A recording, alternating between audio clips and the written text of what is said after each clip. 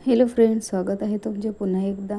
तर हे बघा, आज आपण बघणार आहे 35 इंच छातीच्या मापाचे प्रिन्सेस कट ब्लाऊजची पूर्ण कटिंग. तर हे बघा, इथे मी पाठीमागचा भाग पहिले कटिंग करत आहे. तर इथे पाठीमागच्या भागाची उंची 13.5 इंच आहे पूर्ण. तर आपल्याला 1 इंच वाढवून घ्यायचे आहे. तर इथे मी 14.5 इंच उंची घेतली आहे. आता हे बघा, आपल्याला पूर्ण कपडा असा व्यवस्थित ठेवायचा आहे. आता हे कस्टमरने ब्लाऊज जो पीस आहे अस्तरचा तो धुवून दिला आहे, पण प्रेस काही केला नाही आहे. त्याच्यामुळे याच्यावर पूर्ण रिंकल्स तयार झाले आहे. हे बघा, आता शोल्डर इथे मी 5.25 इंच घेतले आहे आणि आर्महोल मी इथे 6 इंच घेतले आहे 35 छातीच्या मापासाठी.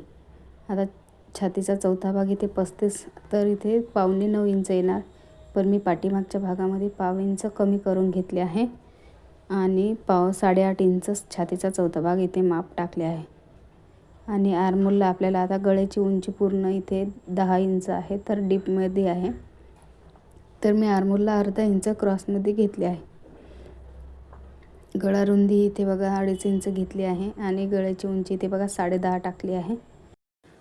तयार झाल्याच्या नंतर इथे 10 इंच उंची येणार आहे गळ्याची.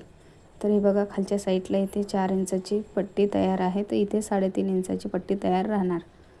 आता खालच्या साईडला मी 1/2 इंच एक्स्ट्रा घेतले आहे गळ्याच्या रुंदीमध्ये, म्हणजे 3.5 इंच घेतले आहे. आणि या पद्धतीने इथे गोल शेप देऊन घेतला आहे, कारण त्यांना गोल गळा हवा आहे. आता इथे कमर आहे 29 इंच, तर 29 इंचाचा मी इथे चौथा भाग 7.25 इंच घेतला आहे आणि 1 इंच शिलाईसाठी, टक्ससाठी आणि 1.5 इंच शिलाईसाठी असे मी 2.5 इंच पूर्ण वाढवून घेतले आहे. आता जसं मार्किंग केलं आहे इथे तसंच मी कट करत आहे.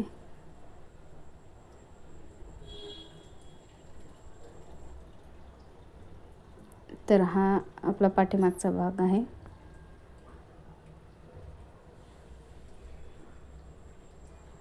तर आपल्याला हा आता या पद्धतीने ठेवून घ्यायचा आहे आणि समोरच्या भागासाठी आपल्याला मार्किंग करून घ्यायचे आहे. तर इथे मी समोरच्या भागाला त्यांना हुक पाहिजे आहे, तर मी समोरून साईडला इथे 1/2 इंच एक्स्ट्रा सोडत आहे आणि खालच्या साईडला 1 इंच खाली एक्स्ट्रा सोडत आहे, कारण की प्रिन्सेस कटमध्ये आपल्याला समोरच्या भागात 1 इंच उंची जास्त हवी आहे मागच्या भागापेक्षा. तर हे बघा, इथे समोरच्या साईडला मी 1/2 इंच ठेवले आहे. आता हे कपडा एवढा सरकत आहे की बस मापसुद्धा टाकता येऊन नाही राहिलं इथे, पण ठीक आहे, आपण करणार ॲडजस्ट कसं तरी. तर हे बघा, आता इथे गळ्याची जी रुंदी आहे त्याचंसुद्धा मार्किंग करून घ्यायचं आहे आपल्याला. आता हा पाठीमागचा भाग उचलून घ्यायचा आपल्याला. आता सर्वात पहिले आपल्याला जे आर्महोलची साईड आहे तिथे 1.25 इंच वाढवून घ्यायचे आहे आणि खालच्या साईडला फिटिंगच्या आपल्याला 1.5 इंच वाढवून घ्यायचे आहे. आता इथे शोल्डरचं माप टाकायचं आहे आपल्याला आणि आर्महोलचा बॉक्स तयार करून घ्यायचा आहे. हे बघा 6 इंचावर आणि समोरच्या आर्महोलसाठी 1.25 इंचावर आपल्याला गोलाई द्यायची आहे या पद्धतीने. आता इथे 1 इंच आपल्याला टक्ससाठी मार्किंग करायचे आहे. आता कटिंग करता वेळी काय करायचं आपल्याला, समोरच्या आर्महोलवरून नाही करायची, जे पाठीमागच्या आर्महोलचं मार्किंग आहे तिथूनच करायची. समोरच्या गळ्याची उंची इथे मी 6 इंच आहे रेडी, तर इथे 6.25 इंच घेतली आहे आणि या पद्धतीने इथे गोल शेप देऊन घेतला आहे बघा. आता प्रिन्सेस कट शेपसाठी मी खालच्या साईडने इथे 3.5 इंचावर मार्किंग केले आहे आणि 3.5 इंचावर मार्किंग करून तिथे वरच्या साईडला इथे 5.5 इंचावर मार्किंग केले आहे. हे बघा, 1.5 इंचाचा आपण इथे टक्स घेणार आहे प्रिन्सेस कटसाठी. 2 इंचावर या पद्धतीने मार्किंग करून असं हलक्या हाताने आपल्याला प्रिन्सेस कटचा शेप देऊन घ्यायचा आहे. हे बघा, या पद्धतीने इथे आर्महोलचा आपला शेप देऊन झाला. आता 1 इंचावर जे मार्किंग केलं आहे आपण दोन्ही साईडने अर्धा इंच, ह्या आपला आर्महोलचा टक्स झाला, तो आपल्याला कट करून घ्यायचा आहे. त्याने काय होते, आपल्या आर्महोलमध्ये बिलकुल पण झोल वगैरे येत नाही. कारण काय होते, प्रिन्सेस कटमध्ये खूप वेळा समोरच्या साईडला झोल येतो, तर तो या पद्धतीने आपण जर कट केला तर बिलकुल येणार नाही. आता खालच्या साईडला जे 1 इंच उंची वाढवली होती ती फक्त आपला जिथं टक्स पॉईंट आहे तिथेच वाढवून घ्यायची आहे आणि दोन्ही बाजूला फिटिंगच्या साईडला आणि हुकाच्या साईडला असा क्रॉसमध्ये घेऊन ते भाग कट करून घ्यायचा आहे आपल्याला. आता जसं मार्किंग केलं आहे तसंच इथे कट करायचं आहे.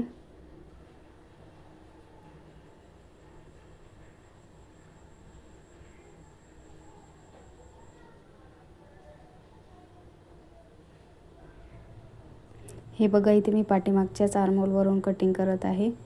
समोरच्या आर्महोल आपल्याला आत्ताच नाही कटिंग करायचे. जेव्हा आपण ब्लाऊजचे जोडून घेऊ हे दोन्ही टक्स, तेव्हा आपल्याला नंतर आर्महोलसाठी इथे बॉक्स तयार करून कट द्यायचा आहे.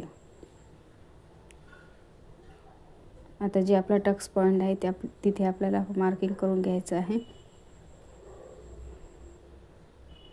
आता आपल्याला काळजीने हे जे एक्स्ट्राचं मार्जिन आपण 1/2 इंचाचा टक्स घेतला होता हे कट करायचं आहे, कारण याच्यामुळेच आपला समोरच्या भागामध्ये झोल येतो. जर हे कट नाही केलं तर आपण ब्लाऊज समोरच्या भागामध्ये बिघडणार म्हणजे बिघडणार.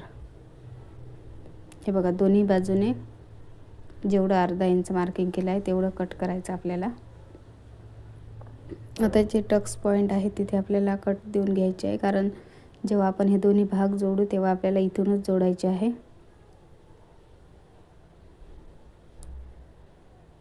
आता आपण बाहीची कटिंग करणार आहे, तर बाही त्यांना बिना अस्तरचीच हवी आहे, तर मी बाहीची कटिंग डायरेक्ट कपड्यावर करणार आहे. तर हा बघा, इथे जो मेन कपडा आहे तो आहे हा सॅटिनचा कपडा आहे, जे की चांगल्या पद्धतीचं सॅटिन आहे, हे इटालियन सॅटिनमध्ये. तर आता हे जे पाठीमागचा भाग आहे इथे आपण ते ठेवून घ्यायचं आहे जशाच तसं, आणि साईडने आपल्याला 1/2 इंच कपडा सोडून इथे कट करून घ्यायचा आहे.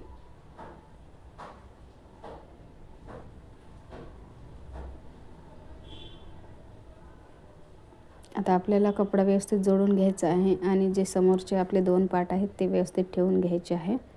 कपडा ॲडजस्ट करून ज्या पद्धतीने पण बसेल त्या पद्धतीने इथे ॲडजस्ट करायचं आहे.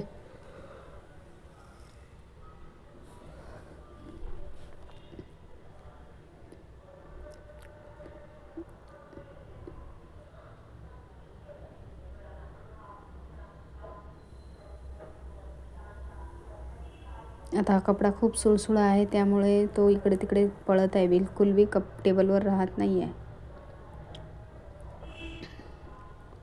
आता आपल्याला बाहीसाठी कपडा फोल्ड करून घ्यायचा आहे. तर हे बघा, मी 4 फोल्डमध्ये इथे कपडा घेतला आहे. तर आपल्याला इथे बाहीसाठी मी तुम्हाला नेहमी सांगते, छातीचा 4था भागच वापरायचा. बाही लहान असो, छोटी असो किंवा मोठी असो, आणि कोणत्याही साईजची असो. तर इथे काय करायचं आपल्याला, जर 8.25 आहे तर 8.25 इंच छातीचा भाग घ्यायचा आहे घडीसाठी. आता खालच्या बाजूला इथे 1.5 इंच मार्किंग करून सोडून द्यायचं आहे खाली आपल्याला फोल्डिंगसाठी. आणि आता बाहीची उंची 11 इंच आहे तयार, तर इथे आपल्याला 11.5 इंच घ्यायचे आहे. हे बघा, आता जी कॅप हाईट टाकायची आपल्याला ती 4 इंच टाकायची आहे, कारण की बाहीमध्ये आपल्याला झोल वगैरे येत नाही. जर कॅप हाईटचं माप कमी झालं तर बाहीमध्ये खूप सारे रिंकल्स तयार होतात. जर तुम्हाला बाहीमध्ये रिंकल्स नाही पाहिजे आहे तर तुम्ही कॅप हाईटचे व्यवस्थित टाकायचे मार्जिननुसार. आता हे बघा, जसं मार्किंग केलं आहे तसंच इथे कट करायचं आहे. आता इथे त्या अगोदर मी बाहीचा जो दंडघेरा आहे तो टाकत आहे. आता इथे खालच्या साईडला असं क्रॉसमध्ये घ्यायचं आहे, कारण की ही पट्टी आपल्याला फोल्ड करायची आहे. हे बघा, जसं मार्किंग केलं आहे तसंच इथे मी कट करत आहे.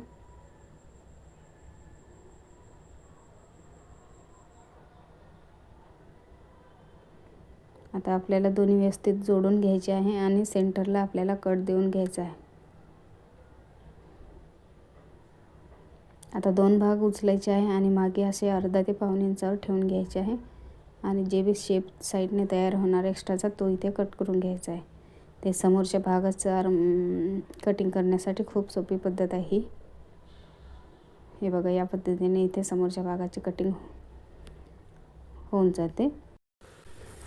तर हे बघा, इथे आपला एक समोरचा पार्ट बाकी राहिला आहे, तर तो पण मी इथे या पद्धतीने ठेवून घेत आहे. व्यवस्थित आपल्याला व्यवस्थित मॅनेज करून घ्यायचा आहे, कपडा कसा बसतो कशा पद्धतीने ते, आणि व्यवस्थित आपल्याला कट करून घ्यायचा आहे.